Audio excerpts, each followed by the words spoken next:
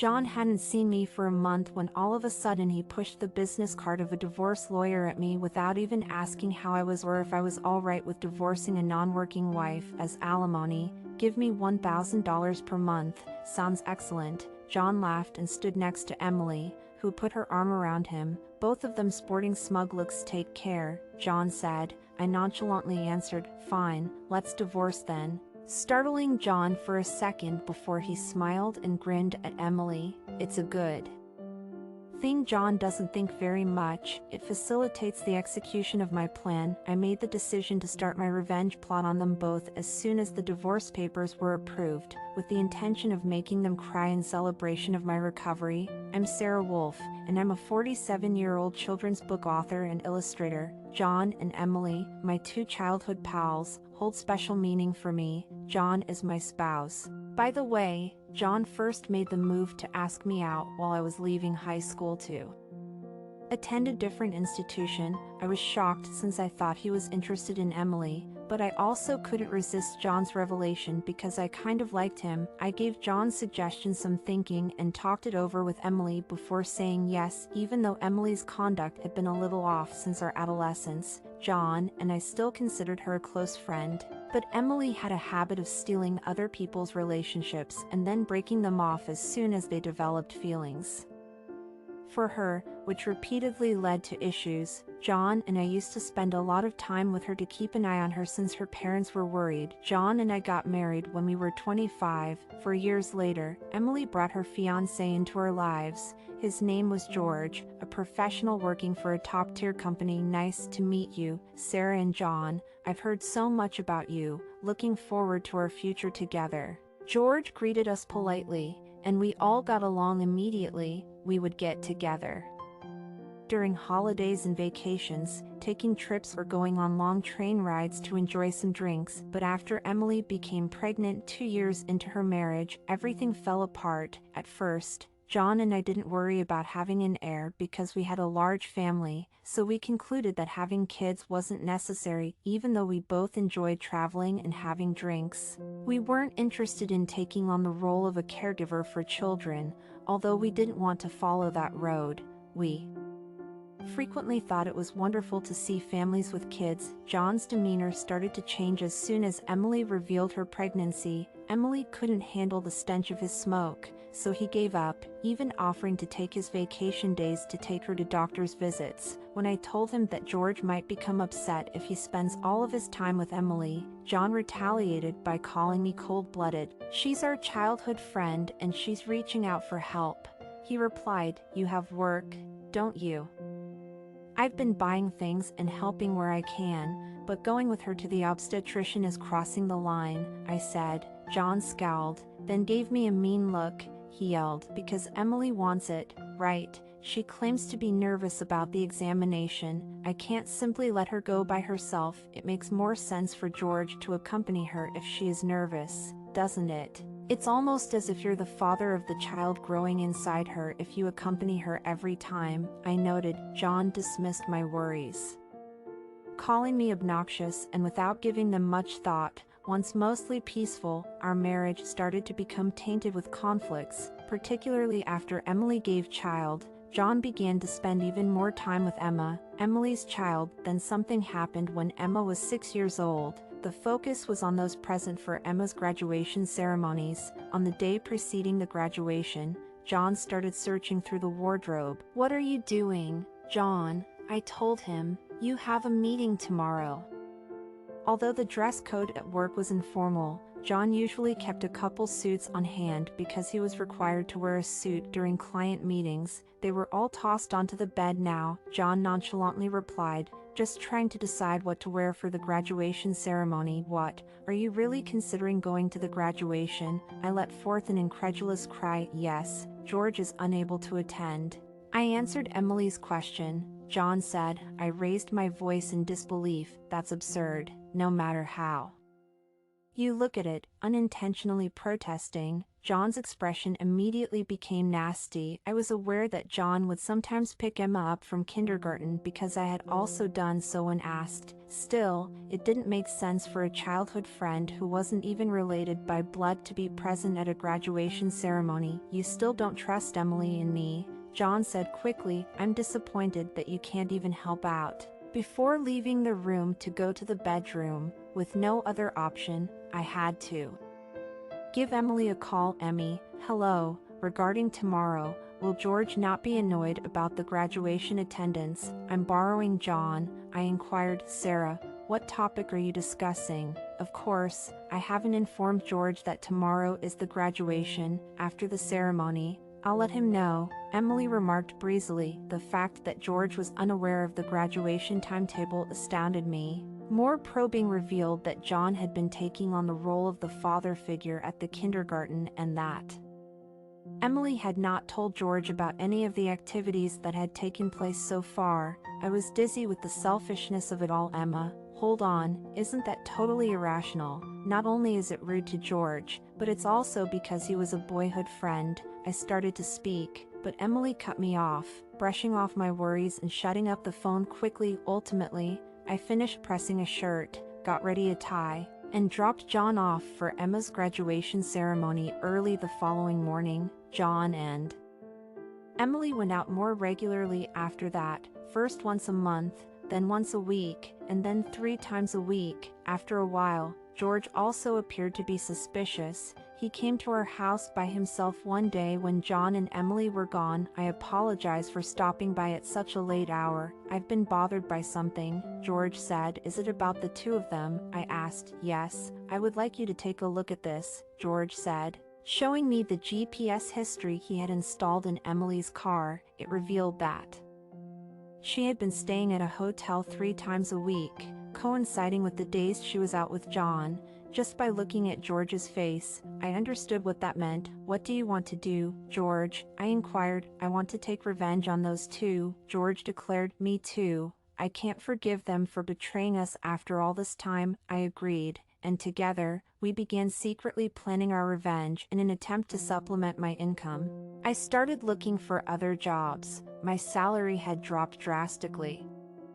Even though I had previously relied on savings from household chores and taking care of Emma, George had made the switch to working from home, which gave him permission to have Emma over after Emily and John left. At my residence, we would take care of her together. After that, we were able to obtain credible proof since neither Emily nor John knew that we knew about their relationship. We discovered a startling truth about Emma just when we were prepared to exact our revenge. After gathering sufficient evidence, after giving this information some thought, George and I concluded that we didn't want to hurt little Emma. Rather, we decided to wait to exact our revenge until she reached adulthood. But even though we decided to wait it out for 10 years, I developed a serious disease. I would likely not be able to leave the hospital for at least 2 years after needing long-term care. It was obvious that I would have to cut back on my workload, even if I could continue to work from my hospital room. I told George what was going on and went to John for advice.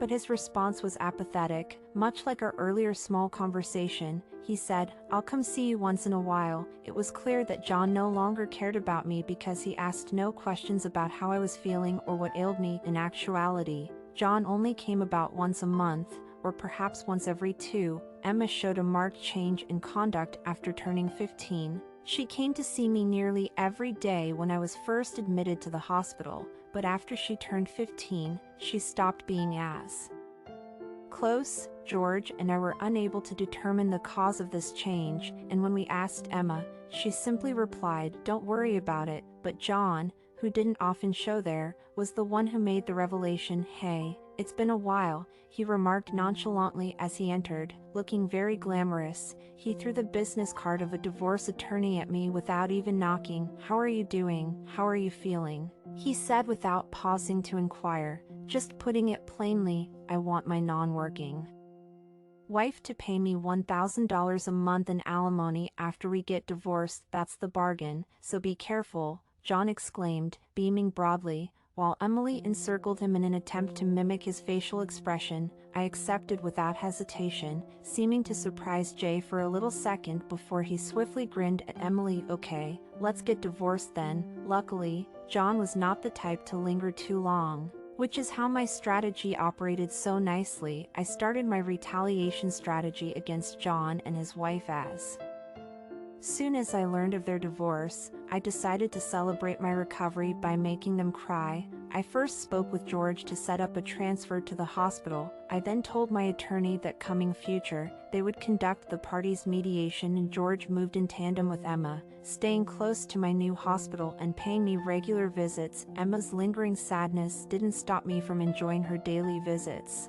I told John to get rid of the rest of my stuff as the majority was already in the hospital room. I didn't want to bring anything from their touch into my new existence. I had only been gone a short while when I was inundated with missed calls from John following the hospital transfer and George and Emma's move. With a hint of frustration, I picked up the phone and heard John's terrified voice mixed with a distraught real estate agent's voice. I was sickened by Emily's screams. What's going on? John made a demand, assigning blame as though he hadn't done anything wrong. With composure, I replied, because that's my house, John. The truth was that the house we resided in was actually a room I rented out for work. Even if John seemed to have forgotten, when I began freelancing, my income wasn't enough to maintain two houses, and John couldn't afford to live alone. Thus, he moved into my place. Consequently, John never contributed to the rent or utility bills for that room. While I received some money from him for living expenses, it fell short of covering the costs. Unfortunately, the room was already scheduled for cancellation, being far from the hospital I transferred to, so, the day after submitting the divorce papers, I processed its cancellation without informing him. The real estate agent, aware of the situation, assured me they would contact him. Suddenly, George and Emma vanished, and our house was sold. What are we going to do about our new house? John fretted. I don't know. Maybe stay in a business hotel for now, I replied, turning on the speaker to resume work. John yelled in frustration, don't screw with me. However, he soon adopted a more soothing tone, asking when I would transfer the money, claiming they were running low on cash. What are you talking about? I retorted, feigning innocence. This sparked incoherent screaming from John on the other end of the line. It seemed he thought he could extract money from me despite squandering it. Even if he had $11,000 left, how did he plan to get by for the rest of the month? There's really nothing to talk about, I stated cheerfully, leaving John momentarily dumbfounded. Before his yelling resumed, I addressed John as politely as I could muster, stating, anyway, we're basically strangers now, so please don't contact me anymore. You'll hear from my lawyer. John tried to protest, but I hung up without listening. Despite several attempted callbacks, I ignored them, and eventually, the calls ceased. Angry that I didn't respond, John began ignoring calls from my lawyer, showcasing his childish side. I sighed deeply at John's selfishness. After being temporarily released from the hospital, I went to see John's parents a few months later. John and Emily were standing in front of me. They both appeared little and shaky. You telling him my parents is a low blow. John stumbled to himself. Oh, I just reported that we got divorced, I said, determined to face Jan's scowl, but he recoiled from his father's hard stare. Even though I got along well with my in-laws and would often go out to dinner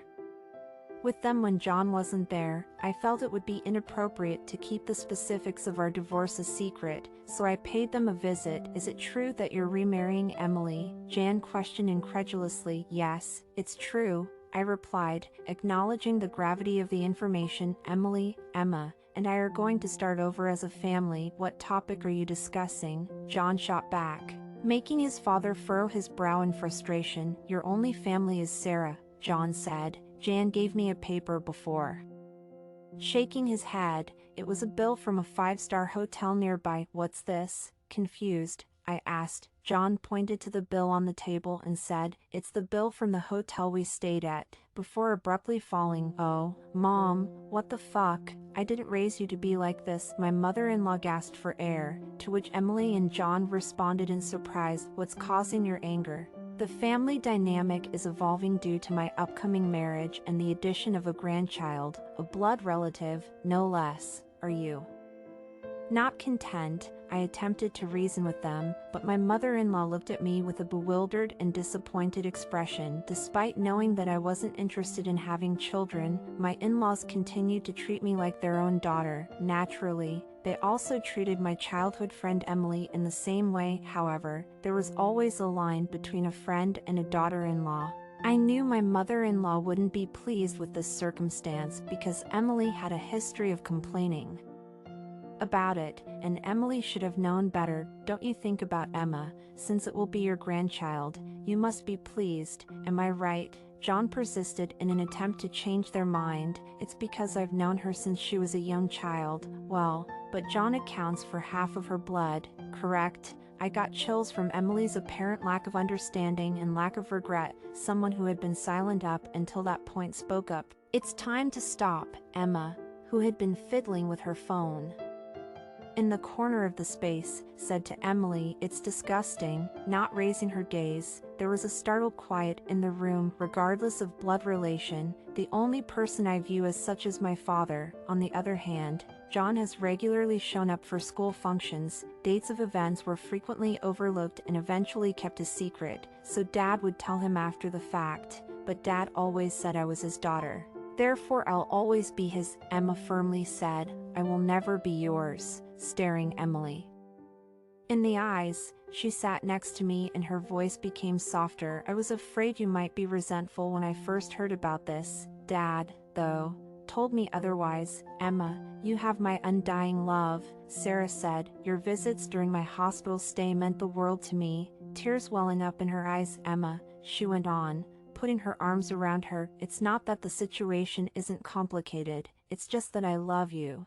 I have raised you as my own child for 15 years, even if you might be the product of John and Emily's affair. George, a fresh presence, entered the room when they were speaking. George spoke up and said, "We knew a decade ago." Addressing Emily, he pointed at the paperwork and said, "Your unilateral divorce request was surprising, especially given that it's not finalized yet. Despite the waiting period, you've chosen to remain my wife, and Emma remains our daughter," said George. But the idea that Emma would pick her parent raised doubts. He firmly said, "A 15-year-old can't decide such matters," which caused Emily and Emma to exchange glances. Emma then tightly held Emily's hand. Emily stood speechless, shooting me a glare, but John suddenly erupted into laughter. "Ah, so that's it, you two are together, huh?" He chuckled. "But too bad, isn't it impossible to survive on George's salary alone?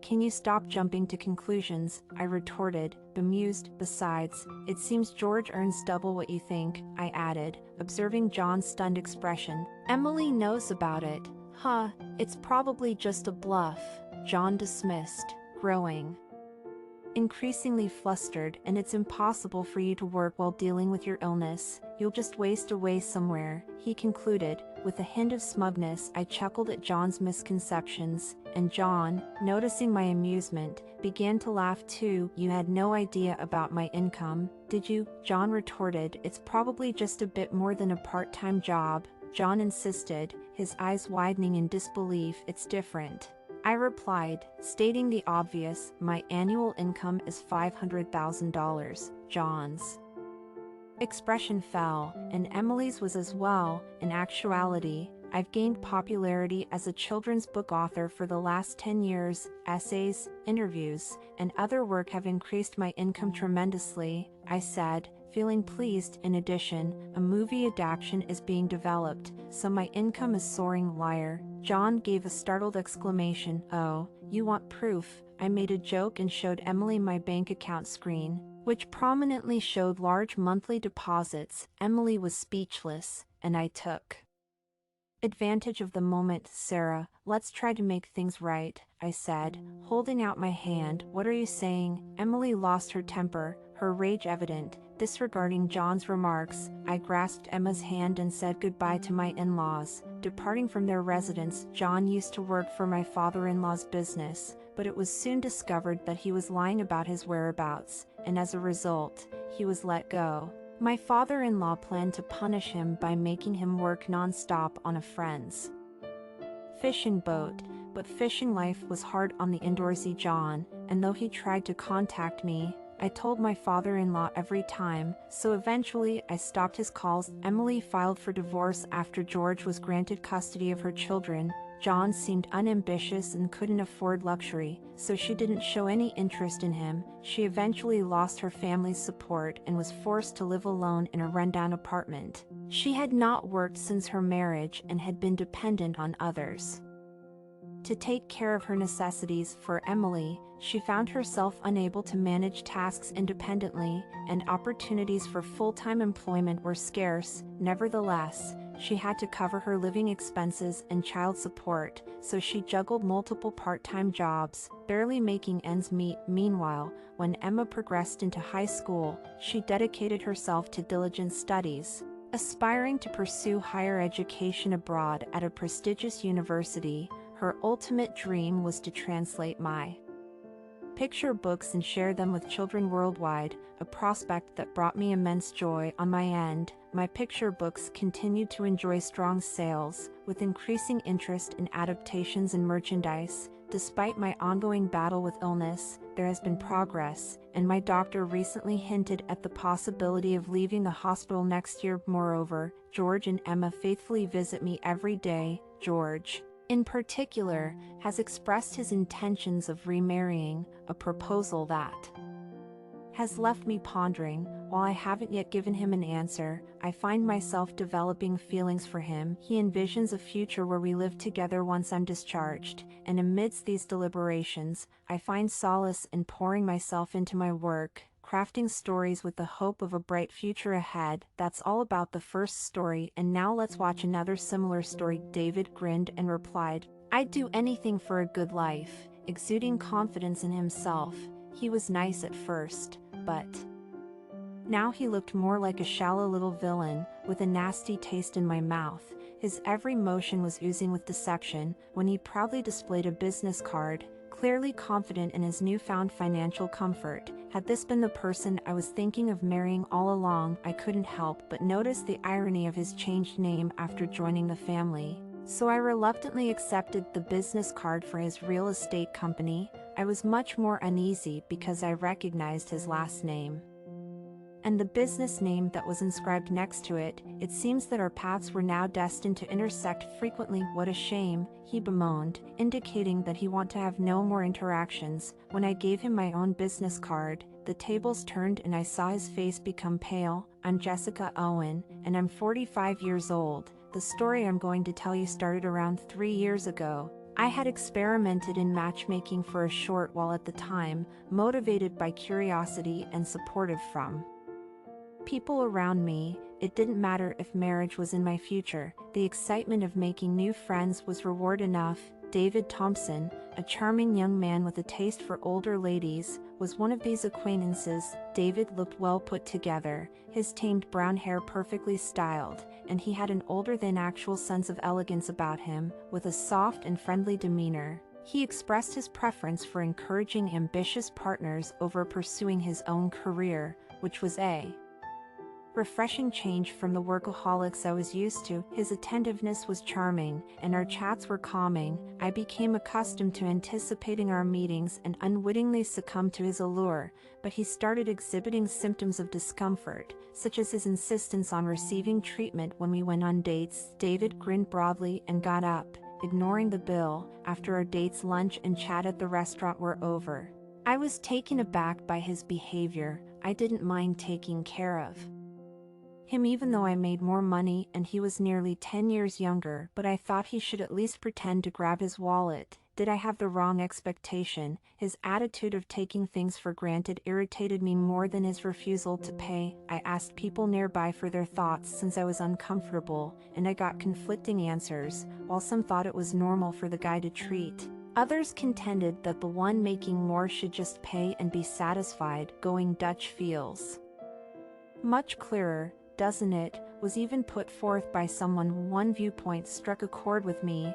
I ought to bring up the matter openly with the person I might eventually marry. We wouldn't want to bottle up these emotions if we were thinking about starting a family. which is why I chose to face David. You are aware that, for the most part, I have paid. I would prefer us to go Dutch or alternate paying from now on. How do you feel?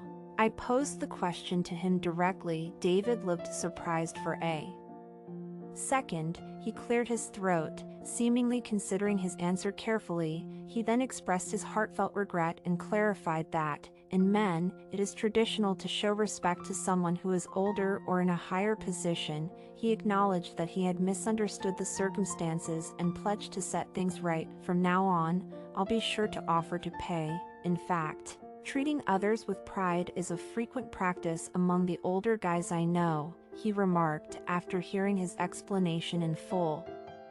We decided to split the cost going forward, but there was still a feeling of injustice.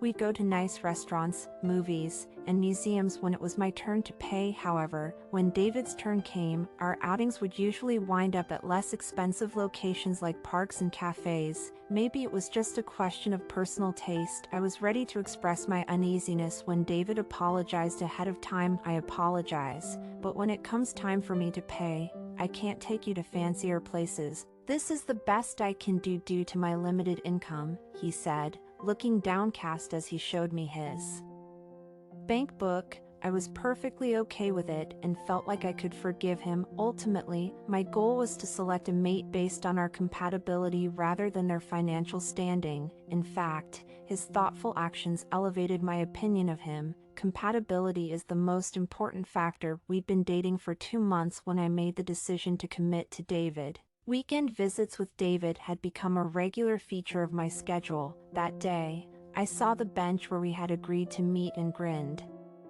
As I arrived at our meeting place almost 10 minutes early, I was relieved that David had also arrived early, since I assumed he was excited about it. I was so excited that I thought I would sneak up on him and surprise him, but when I got closer, David's phone rang. I didn't want to interrupt, but I heard David answer the phone in a laid-back manner. Hey, no way, it's my day with the elderly woman today. Yes. Let's catch up later, he responded, cutting the call abruptly and giving off the impression that he was tired. The term day with the old lady really disturbed me, and I had a sneaking suspicion that he meant the day we were meeting. I slipped away from the scene and had a cold coffee to calm me while I considered whether to approach him. I apologized for being late and arrived back at the meeting spot 5 minutes beyond our allocated time. David gave a nice smile. Don't worry, I just got here too, he replied, grinning pitifully after bringing up work. You're busy with work, aren't you? It seems like he really wants to see me. I couldn't help but question if the previous occurrence was simply miscommunication. I smiled tentatively and we carried on as usual with our date. It was David's time to pay today, and he recommended an exceptionally fancy restaurant. David's automobile took us to the restaurant, where we were seated at a rather private table. As we settled in, it appeared that he had booked a reservation, an unusual event. David straightened up and suddenly felt uneasy. For the past 2 months, Jessica, I've looked forward to spending every weekend with you. I'm starting to wish we could see each other every day. Would you marry me, if you're cool with it? The proposal came as a surprise. I was so happy that I forgot my earlier suspicions for a little while. I'm grateful. That would be a privilege. Thus, we got engaged. This, of course, meant quitting the dating service. The next week, as we approached marriage, we went to look at rings together. For now, it was simply window shopping, but I recall being really happy when we drove back. During our automobile ride, we talked about our future. We must also choose a time for us to meet each other's parents. It's going to be hectic, I hummed as I stretched, and David concurred. David drove, while I sat in the passenger seat. This arrangement has grown fairly accustomed to me. Even though I was getting excited and nervous about the future, I didn't worry too much at the time because I thought we could support one another through it all. You're so preoccupied with work, Jessica. It must be quite difficult for you. I've always respected your level of dedication. I want to be the kind of husband who helps you with that. I wouldn't mind being a stay-at-home husband if that's all right with you. David talked upbeat about what lay ahead, his happy profile, where he joked about becoming a stay-at-home husband. Seemed wonderful. I couldn't hold back my laughter. I'm planning to quit my job after we get married, but we'll be okay financially, I said. David looked at me, clearly taken aback, and with that, he fell silent. Though he usually insisted on spending longer time with me, he left early today. I had initially found David's behavior strange, but I wasn't sure what was going on. Then he experienced an astonishing metamorphosis. Every time I proposed getting together, he would make thin pretexts about being sick or busy. I was excited to start scheduling and introduce our families because our wedding was approaching, but David came across as evasive and uninterested. I was really concerned because even when we did get to meet, his mind seemed to be elsewhere. Then, abruptly, he called it quits, saying he could no longer see himself getting married to me. It happened without warning at the cafe he'd invited me to, a place we frequently visited together. I was shocked by his abrupt shift in attitude. I was persuaded to ask him to explain why he was backtracking on his suggestion, but I was met with silence, with tears running down my cheeks. David cruelly told me he was getting married to someone else and laughed at me. I was left broken, trying to process the destruction of our broken relationship. Notifying loved ones and friends was a difficult process, as their incredulity reflected my own. I was so exhausted and devoid of feeling that I was unable to hold David accountable or even envision my life without him. I came to the painful understanding that maybe marriage wasn't meant for me, and I shared it with everyone around me. My recuperation was hindered for more than a year by the anguish I felt from David's abandonment. I eventually decided that I would never again consider getting married. The sting of his departure had subsided into a seething rage and disdain 5 years after he unilaterally ended our engagement unexpectedly. I crossed paths with David again. It was at a charity event hosted by a local non-profit organization, an occasion initially meant for my father, who had fallen ill. When I navigated the crowd, assuming his duties, I caught sight of a familiar figure that made my breath catch in my throat. It was David. He was nestled comfortably beside a noticeably younger woman, their laughter filling the air. It struck me how different he appeared, content and carefree. I recalled his past assertions of a preference for older women, which only fueled my indignation when I observed them together. Despite my displeasure, our eyes briefly locked before I made a deliberate move to engage with someone else. To my annoyance, David approached me, his once refreshing smile now contorted into an irritating grin. "Hey, long time no see, what are you doing here?" he inquired, his tone lacking any semblance of sincerity. I recoiled in disgust, exhaling heavily. "Can you not talk to me?" "I'm busy," I retorted, unable to hide my disdain. "Your tastes have really changed, haven't they? Weren't you into older women?" David's laughter grated on my nerves when he advanced, disregarding my obvious discomfort. "I never really liked older women," he confessed in a low voice, his tone dripping with disdain. "I hated the idea of being with an old lady. I just thought it made sense because older women have money." His words hit me like a punch to the gut, recalling his previous references to old ladies during our conversations. The derogatory manner in which he used the term fueled my frustration, and I clenched my teeth in anger. While I wasn't particularly vain about my age, the contempt with which he spoke stung deeply. "I'll do anything for a good life. That's why I married the daughter of a real estate agent," David boasted, walking away with a self-satisfied smirk. The man I once thought decent now seemed nothing more than a petty villain,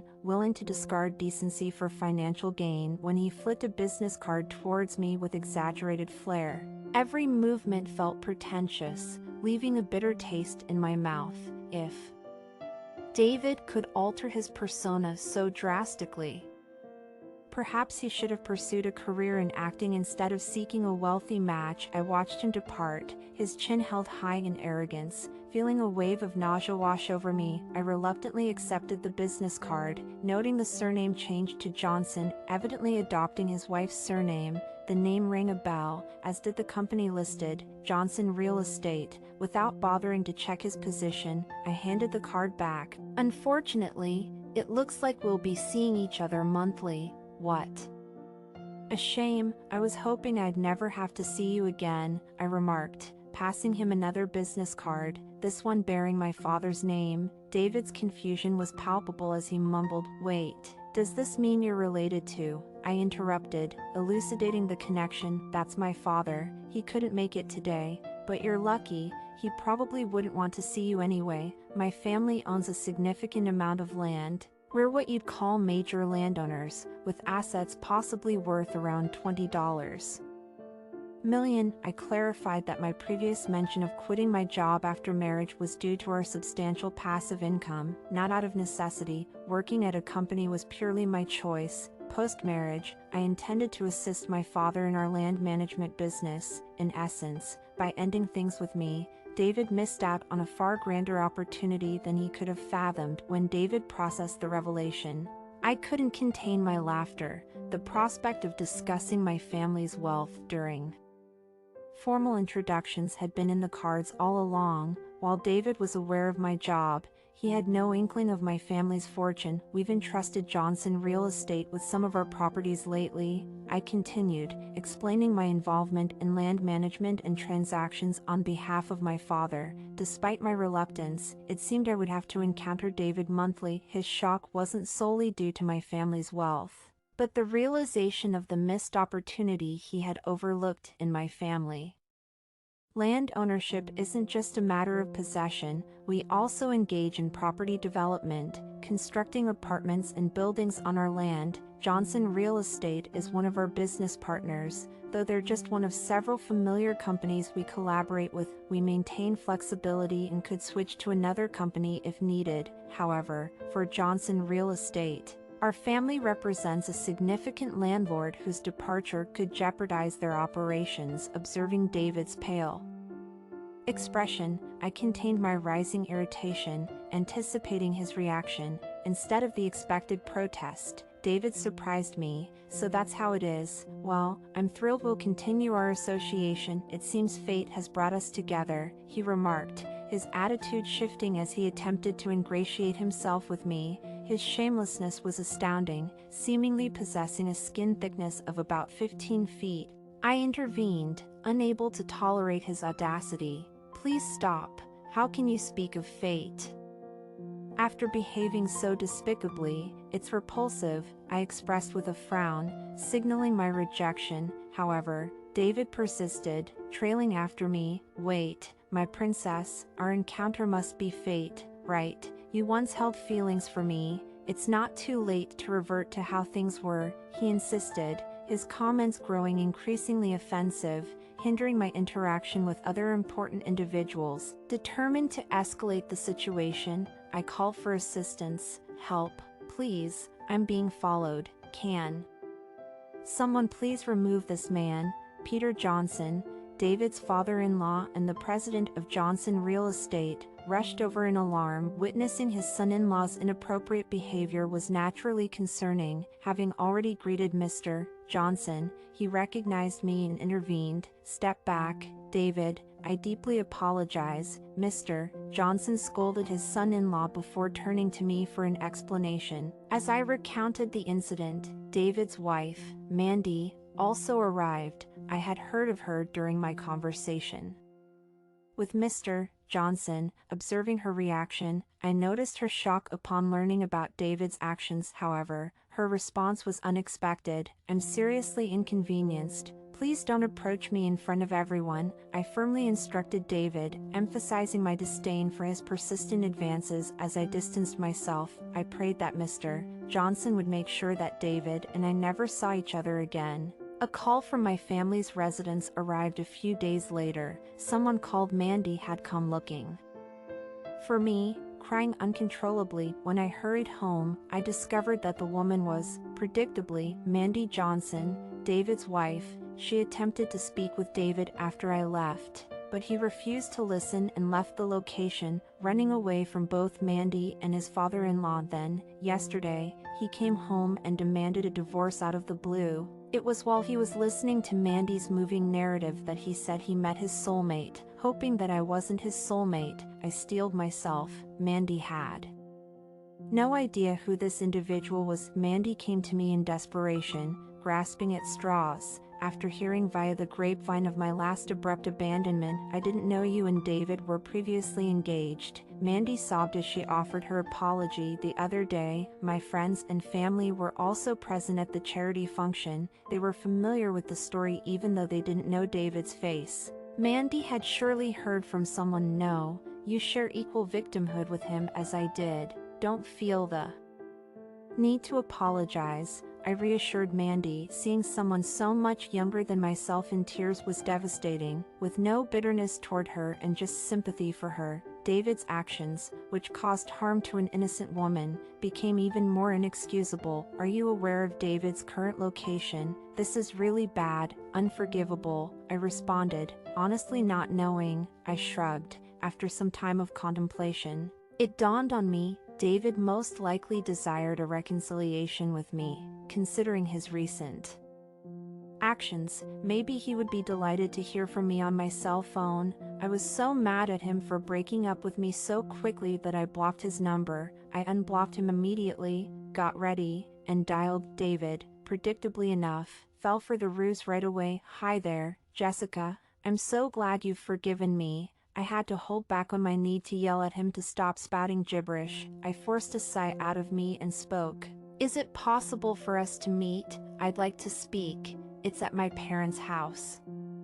David's voice got even louder when I stayed at a family home, probably because he thought I was going to introduce him to my rich parents. Of course, my parents despised David so much they wouldn't want him in their sight. You have my affection. I will come get you immediately. I mean, you were waiting for me, right? We simply lacked maturity, but we can return to our previous state of affairs if you would pardon me. After all, David's self-deluded babbling made me flinch in disgust and remove the phone from my ear. We are destined lovers. After all, unable to hear the call, Mandy glanced nervously at me. I signaled to her that everything was going as planned and gave her the thumbs up. Mandy, can you call your father right now? I spoke to her in a whisper. She bit her lip, fighting back tears, and nodded. I hung up after telling David the location and time. It was time to prepare the scene now. An hour later, David foolishly went to my family's house, unaware of the trap that had been prepared. He was virtually dancing when I opened the door. He stepped inside the house and said, Jessica, I didn't keep you waiting, did I? David was met with an enraged Mr. Johnson and a sobbing Mandy, which caused him to freeze in disbelief. David, what kind of betrayal is this to Mandy? Thus, from the beginning, everything was about the money. Mr. Johnson chastised him, pale as a ghost. David stumbled back, but there was nowhere to run. I stopped the way out. In a sense, I am waiting for you to finally put an end to the matter. Furthermore, I find it impossible to let the past go.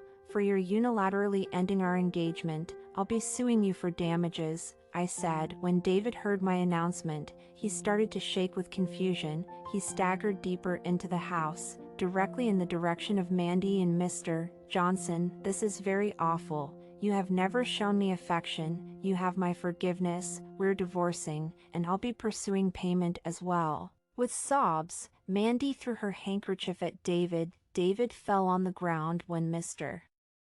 Johnson gave his weeping daughter a bare embrace and glared at him. David pleaded with me, one more chance, Jessica. I'm not giving up. If he believed there was even the slightest possibility, he was sadly mistaken. We're never going to get back together. You are hated by me. I made myself known by saying, as softly as I could, I never want to share the same room, air with you again. David was perspiring heavily. Now was the time to get past any regrets. David heard Mandy stop crying for a moment. And then he said something. I should have just settled with the Johnson, he said in a voice that was barely audible in the unexpected quiet, yet it was heard by everybody. Startled by what he said, I observed Mr. Johnson respond first. What did you just say? Mr. Johnson confronted David for his impolite remark, his voice filled with wrath. David pushed past me and hurried outside, falling as he went. Virtually jumping with dread, I was dumbfounded as to how someone could become so pathetic and could only stare after him. Mr. Johnson angrily said, back to reality, and dragged us back inside. we took out our cell phones, having captured David's ignominious behavior on camera. The first phone call was, of course, also recorded. When David ran away, we took immediate action. I will undoubtedly be demanding payment for being abruptly dropped. How about you? I asked Mandy and Mr. Johnson. Both of them gave a nod of assent. We started talks and got ready to legally corner David that same day. First off, considering how abrupt and ridiculous the split was, my request for payment was definitely approved. I was so tired of him by the time we split up that I didn't even have the strength to sue him. The engagement had ended nearly within the statute of limitations. At 2.5 years, David's mistake upon our reconnection was of great assistance. David had left all of his bank records and other documents at his in-laws' house before fleeing, so the Johnson family was well prepared. And his financial status was almost public knowledge. We won the case after months of preparation and litigation. David attempted to avoid paying by stating he was broke, but ultimately he had to pay back every last cent. David appeared to be more likely to spend than to conserve. He had spent all of his resources, but even so, it was insufficient to pay Mandy and me what we owed. David disappeared from our hometown, refusing to pay extra. For many years, my family has been well-known landowners. With a lot of power, living here would be impossible for him after such an encounter. However, it went beyond that. David essentially vanished. His whereabouts remained a mystery. Even after reaching out to his relatives, they had severed relations from the beginning out of fear of my family's reprisals. Well, that's all behind us now. I'm glad I'm not stuck staring at his face any longer. 2 years after we got back together, I can only remember seeing David once. It happened when I saw reports of a big park being cleared of homeless people. A glimpse of David appeared on the edge of the TV screen. I looked twice, but he was gone too soon for me to be certain, though it might have been someone else. If David was the victim, it seemed like a fitting conclusion for someone who pursued luxury at the expense of other people's sentiments. It has been a few years since then. It surprised me that I'm married now. My friends and parents were taken aback by my earlier remark that I was against marriage. Let me introduce you to my spouse, Peter Johnson, who was briefly David's father-in-law. Although we had first met in the land development industry, Mr. Johnson and I become close after siding with David. It would be amazing if I could live out the rest of my days with you. Jessica, would you be interested in dating me? I still recall his timid downward glance, followed by a profound bow. Following the death of his wife in an accident more than 10 years prior, Mr. Johnson was a single father. Our friendship grew out of this experience, which brought us an unanticipated connection and swiftly led to marriage. Even if I was previously distant from marriage, things happen quickly when it comes time. It's amusing how erratic fate can be. I can confidently entrust my father to your care, remarked Mandy, who is now my stepdaughter. At first, Mandy and I got along because we were both upset by David. But as we got to know one another better, that history faded, and I now love Mandy as a friend as much as a daughter. Being the only kid, I had concerns about how I would handle my inheritance when I became older. That was one of the reasons I tried my hand at matchmaking, but I have Mandy now. She's a good kid, even though she can be a bit of an airhead, and I feel confident leaving everything to her. Still, I'm hoping she finds a trustworthy companion. Mandy is currently looking for love once more with the hopes of getting married a second time. I'm hopeful that this time, in